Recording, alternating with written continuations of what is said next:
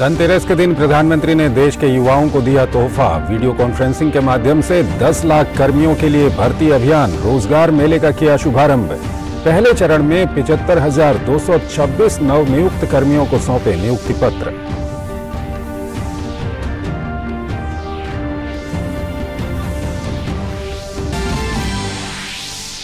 धनतेरस के पावन पर्व पर पीएम मध्य प्रदेश के 4,51,000 से अधिक लाभार्थियों को सौंपेंगे घर की चाबी।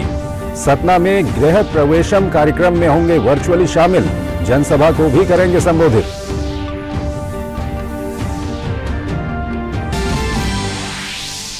आज धनतेरस के साथ ही 5 दिवसीय दीपावली पर्व की हुई शुरुआत। आज धन की देवी लक्ष्मी के साथ धनवंतरी और कुबेर देव की भी की जाती है पूजा। बाजारों में बढ़ी रौनक। आज के दिन लोग जमकर करते हैं खरीदारी।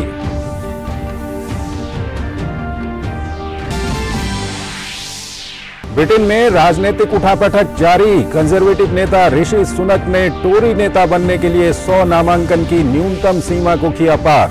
वहीं ब्रिटिश मंत्री पेनी मॉर्डौंट भी प्रधानमंत्री बनने की रेस में कूदी।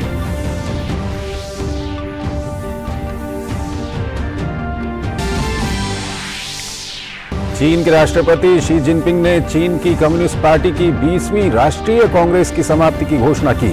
कांग्रेस में पार्टी संविधान संशोधन पर प्रस्ताव पारित किया गया।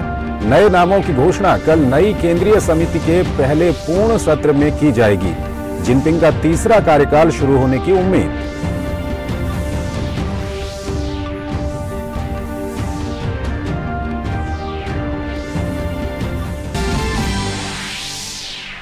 और खेल की खबरों में आईसीसी टी20 विश्व कप में सुपर 12 के लिए टीमें तय। आज से शुरू हो रहे सुपर 12 के पहले मैच में डिफेंडिंग चैंपियन ऑस्ट्रेलिया का सामना न्यूजीलैंड से। वहीं दूसरे मुकाबले में अफगानिस्तान और इंग्लैंड होंगे आमने सामने। नमस्कार, डीडी न्यूज में आपका स्वागत है। मैं हूं चंद्रशेखर जोशी और आइए अब खबरें देखते हैं विस्तार से।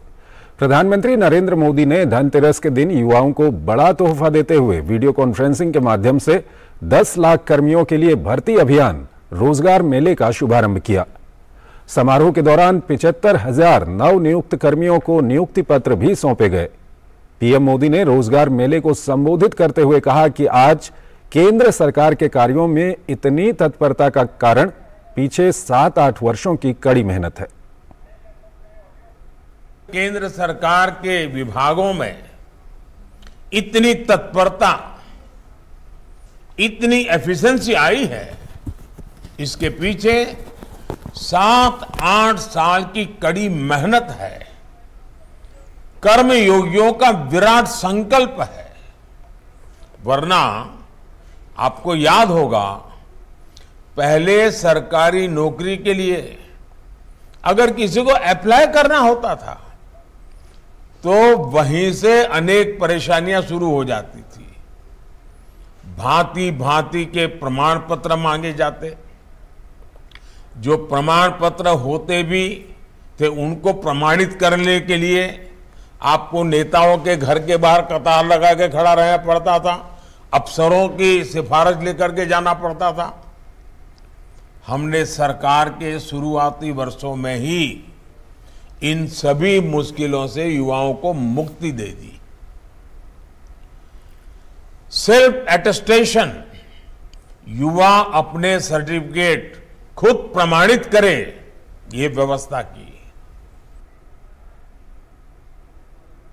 पीएम मोदी ने कहा कि हम आत्मनिर्भर भारत के लिए संकल्प से सिद्धि के रास्ते पर चल रहे हैं। आप सभी ऐसे समय में भारत सरकार के साथ जुड़ रहे हैं जब देश आजादी के अमृत काल में प्रवेश कर चुका है। विकसित भारत के संकल्प की सिद्धि के लिए हम आत्मनिर्भर भारत के रास्ते पर चल रहे हैं।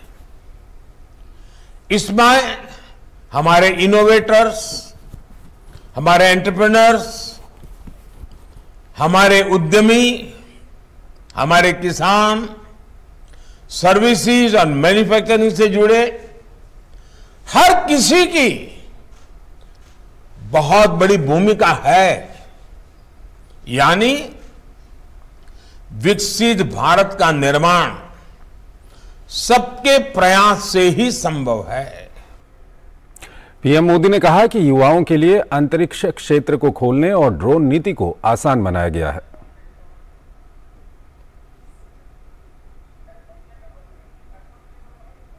हमने युवाओं के लिए स्पेस सेक्टर खोला है, ड्रोन पॉलिसी को आसान बनाया है, ताकि युवाओं के लिए देश भर में ज्यादा से ज्यादा अवसर बढ़े। साथियों, देश में बड़ी संख्या में रोजगार और स्वरोजगार के निर्माण में सबसे बड़ी रुकावट बैंकिंग व्यवस्था तक बहुत सीमित लोगों की पहुंच भी थी। इस रुकावट को भी हमने दूर कर दिया है। मुद्रा योजना ने देश के गांवों और छोटे शहरों में उद्यमशीलता का विस्तार किया है।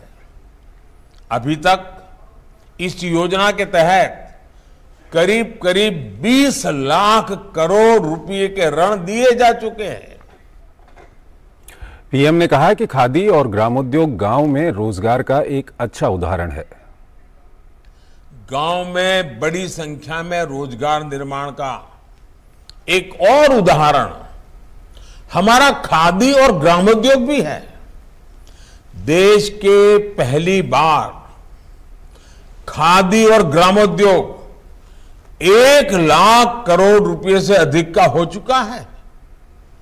इन वर्षों में खादी और ग्रामोद्योग में 1 करोड़ से अधिक रोजगार बने हैं। इसमें भी बड़ी संख्या में हमारी बहनों की हिस्सेदारी है। धनतेरस के मौके पर प्रधानमंत्री नरेंद्र मोदी देशवासियों को दोहरी सौगात देने जा रहे हैं।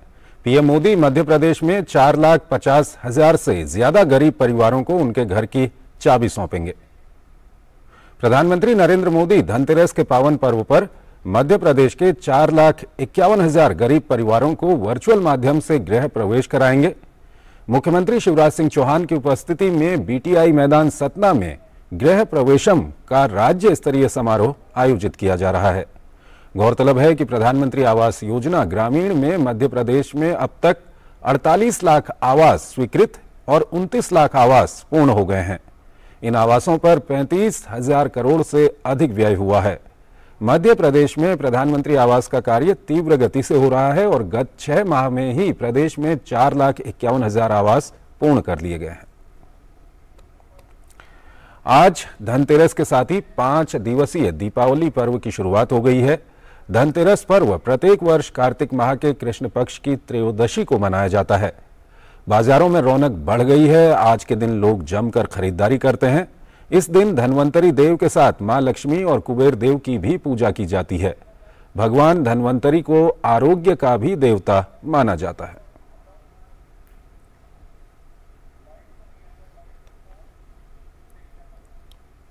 धनतेरस का त्योहार दिल्ली सहित देश भर के व्यापारियों के लिए माल की बिक्री का एक बड़ा दिन है, जिसको लेकर देश भर के व्यापारियों ने बड़ी तैयारी की हुई है। देश के कुछ हिस्सों में आज भी धनतेरस मनाया जा रहा है। Confederation of All India Traders CAT के राष्ट्रीय अध्यक्ष BC भरतिया एवं राष्ट्रीय महामंत्री प्रवीण खंडेलवाल ने बताया कि आज और कल 2 दिनों में धनतेरस के मौके पर देश भर में आज लगभग 15,000 करोड़ रुपए और कल लगभग 25,000 करोड़ रुपए से जोड़कर लगभग 40,000 करोड़ रुपए के रिटेल व्यापार का अनुमान है। दिवाली त्योहारों की श्रृंखला में धनतेरस एक अपना विशेष महत्व रखता है। मूल रूप से ज्योतिष के अनुसार और वेद गणना के अनुसार देश में धनतेरस कल मनाया जाएगा, लेकिन देश के बड़े भागों में धनतेरस आज भी मनाया जा रहा है। यदि कुल मिलाकर के देखें तो धनतेरस में 2 दिन यानी आज और कल कुल मिलाकर के 40,000 करोड़ का कारोबार होने की संभावना है, जो कि अपने आप में एक बड़ा माइलस्टोन होगा। देश के व्यापार को और देश की अर्थव्यवस्था को इससे कहीं अधिक वृद्धि होगी। कुल मिलाकर के धनतेरस के दिन jewellery, automobile, readymade garments, furniture, ऐसे अन्य प्रकार के सामान खरीदे जाते हैं जिनको खरीदना धनतेरस के दिन शुभ माना गया है। इसी दिन हम दिवाली में पूजन के देवी देवता और दिवाली पूजन का सारा सामान भी खरीदते हैं। यूपी के मथुरा शहर में दीपावली के पर्व पर हुनर हाट का आयोजन किया जा रहा है। प्रशासन द्वारा शुरू किए गए हुनर हाट में विविध संस्कृतियों और हस्तशिल्प कला की झलकियां बिखरी हुई हैं। मिट्टी के दिए और रंग बिरंगे फूलों की खूबसूरती से हुनर हाट गुलजार है। प्रधानमंत्री नरेंद्र मोदी दीपावली की पूर्व संध्या पर भगवान श्री राम की नगरी अयोध्या में रहेंगे। पीएम के आगमन को लेकर राम की नगरी के आम लोगों में खासा उत्साह है। लोग अयोध्या को सजाने संवारने में जुटे हुए हैं। क्या कुछ तैयारियां चल रही हैं वहां पर, आइए आपको ये रिपोर्ट दिखाते हैं। भगवान श्री राम की नगरी अयोध्या में प्रधानमंत्री नरेंद्र मोदी के आगमन को लेकर आम जनमानस में भी हर्ष दिखाई पड़ रहा है। कहीं रंगोली बनाई जा रही है तो कहीं मटकों को सजाया जा रहा है। बहुत ही खुशी हो रही है। प्रधानमंत्री जी आएंगे, उनके वेलकम के लिए सारी तैयारी हो रही है। हम लोग ये घड़े बना रहे हैं और हम लोगों को बहुत ही ज्यादा अच्छा लग रहा है। कहीं राम धुन गाई जा रही है,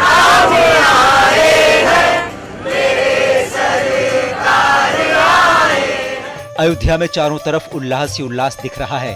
अयोध्यावासी जानते हैं कि अयोध्या का जो कायाकल्प हो रहा है उसका श्रेय प्रधानमंत्री नरेंद्र मोदी को जाता है। यहाँ पे प्रधानमंत्री मोदी जी आ रहे हैं, उनके स्वागत के लिए हम लोग बहुत ही एक्साइटमेंट है कि आ रहे हैं कि इतना भव्य होने वाला है। उस बार से ज्यादा यहाँ पे हम लोग बहुत ही अच्छा फील कर रहे हैं। श्री राम की पावन जन्मभूमि में अयोध्या में 23 को हमारे प्रधानमंत्री नरेंद्र मोदी जी आ रहे हैं। अयोध्या का प्रत्येक नागरिक उत्साह से परिपूर्ण है। वो अपने प्रधानमंत्री के स्वागत के लिए परिपूर्ण है। वह चाहता है कि हमारे प्रधानमंत्री जी इस बार छठे दीपोत्सव में अयोध्या में आएं और इसमें प्रतिभाग करें। बहुत एक्साइटेड हम लोग यहाँ पे हम लोग 16x16 का दिया लगा रहे हैं और मतलब मुझे अपने देश के प्रति बहुत प्यार है और राम जी के प्रति, इसलिए बहुत एक्साइटेड है। हम सब बहुत एक्साइटमेंट के साथ हम लोग दिए लगा रहे हैं 16x16 के, और इस बार हम लोग का रिकॉर्ड है कि इस बार अगली बार से ज्यादा हम लोग इस बार दिए लगाए और रिकॉर्ड तोड़े। भगवान श्री रामलला के मंदिर का निर्माण हो रहा है।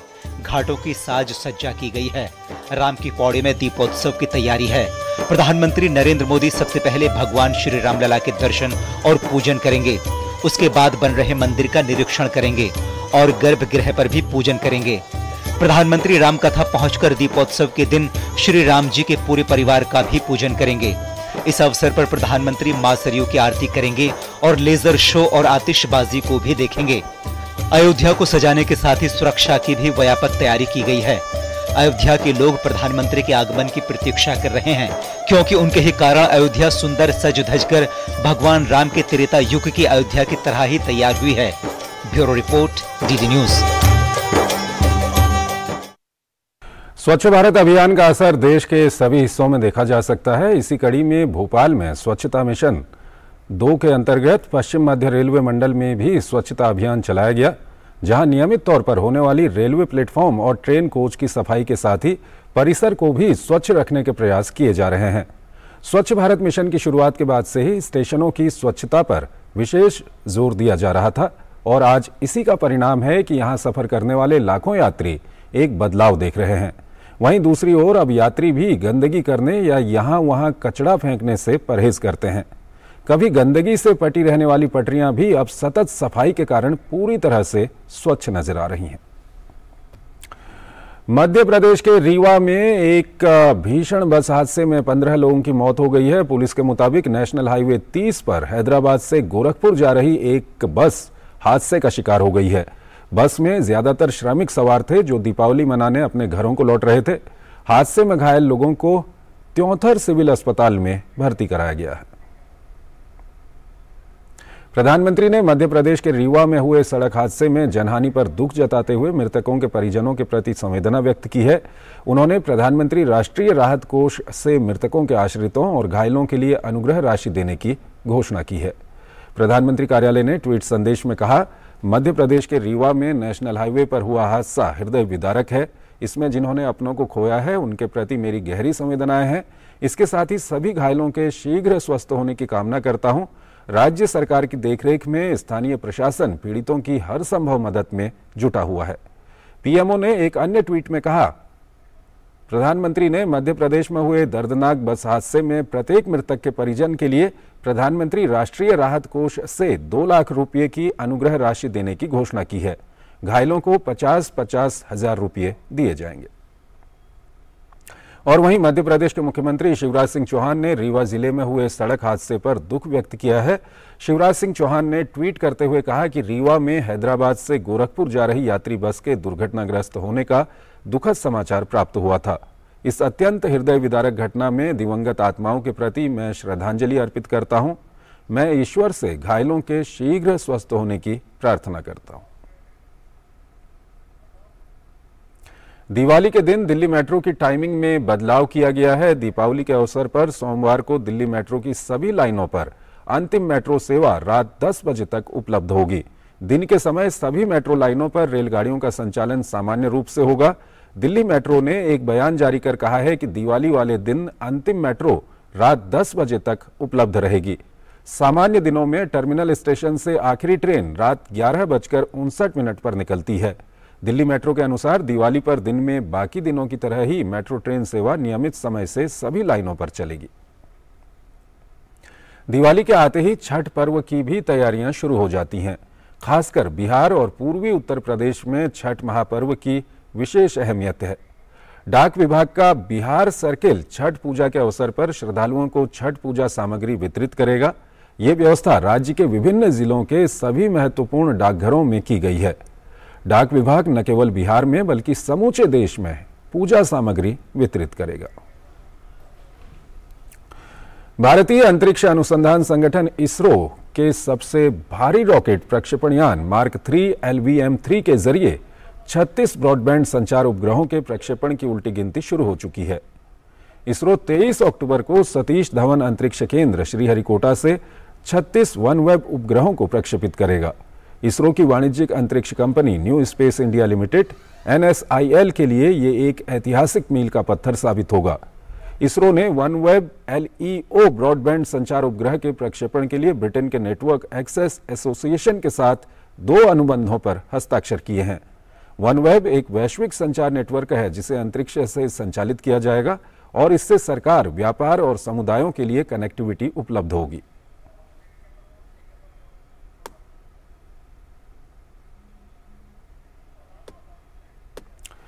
आकांक्षी जिला चतरा में कृषि के जरिए बदलाव की बयार बहने लगी है। चतरा के किसानों ने मेहनत कर बंजर जमीन पर फसलें उगाई और किसानों के इस हौसले को कृषि विज्ञान केंद्र ने उड़ान दी, जिसका नतीजा है कि किसान आज यहां आत्मनिर्भर बन रहे हैं।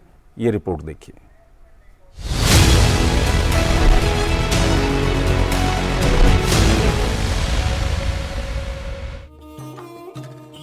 विकास की राह में पिछड़ गए आकांक्षी जिले चतरा से रोजी रोटी की तलाश में पलायन अब आम नहीं, इतिहास बनता जा रहा है। बेरोजगारी और खेती किसानी में नुकसान से त्रस्त यहाँ के लोगों को आकांक्षी जिला कार्यक्रम से एक नया हौसला मिला। इसका नतीजा ये हुआ कि किसानों ने अपनी सोच बदली और साथ ही किस्मत भी। जिला मुख्यालय से 25 किलोमीटर दूर सवैया गड़ा गाँव के किसान विनोद महतो ने यहाँ कमाल कर दिखाया है। मल्चिंग खेती और ड्रिप पद्धति से सिंचाई के बदौलत इन्होंने बंजर जमीन पर सोना उगाने का काम किया है। वहीं उनसे दूसरे किसानों ने भी प्रेरणा ली और ये किसान अब आत्मनिर्भर बनने की राह पर हैं। किसानी बढ़ने से रोजगार भी बढ़ा है। हम और हमारे भाई लोग बाहर रहा करते थे और हम लोग घर आ गए। घर आने के बाद जब कोई रोजगार का यहाँ सृजन नहीं था तो किसी किसानों के पास गए, देखे कि खेती करना है तो बेहतर खेती कैसे कीजिए कि पैसा भी अच्छा मिले और उसमें लागत भी कम हो और मुनाफा ज़्यादा मिले। तो 1-2 किसान के पास। भारत ने शुक्रवार को संयुक्त राष्ट्र सुरक्षा परिषद में कहा कि यूक्रेन संघर्ष के प्रति उसका दृष्टिकोण जन केंद्रित बना रहेगा। संयुक्त राष्ट्र में भारत के उप स्थायी प्रतिनिधि R रविंद्र ने कहा कि भारत हमेशा खाद्य पदार्थों, ईंधन और उर्वरकों की कीमतों में वृद्धि से प्रभावित देशों के साथ खड़ा रहेगा। इसके साथ ही भारत अपने पड़ोसी देशों के साथ यूक्रेन को भी मानवीय सहायता प्रदान कर रहा है। रूस द्वारा यूक्रेन पर ईरान निर्मित ड्रोन हमलों के खिलाफ अमेरिका, ब्रिटेन, फ्रांस और जर्मनी ने संयुक्त राष्ट्र को पत्र लिखकर निष्पक्ष जांच की मांग की है। यूरोपीय देशों ने पत्र में कहा कि ईरान ने यूक्रेन पर हमला करने के लिए रूस की मदद की है, जो संयुक्त राष्ट्र के प्रतिबंधों का उल्लंघन है। वहीं ईरान ने रूस को ड्रोन सहायता की आपूर्ति करने से इनकार किया है।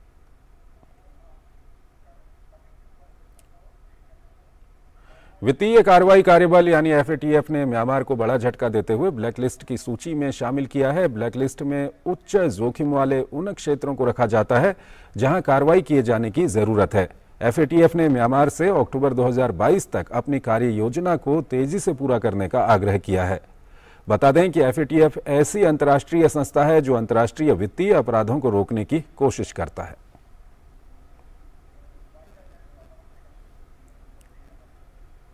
तो इस बुलेटिन में फिलहाल इतना ही। नमस्कार।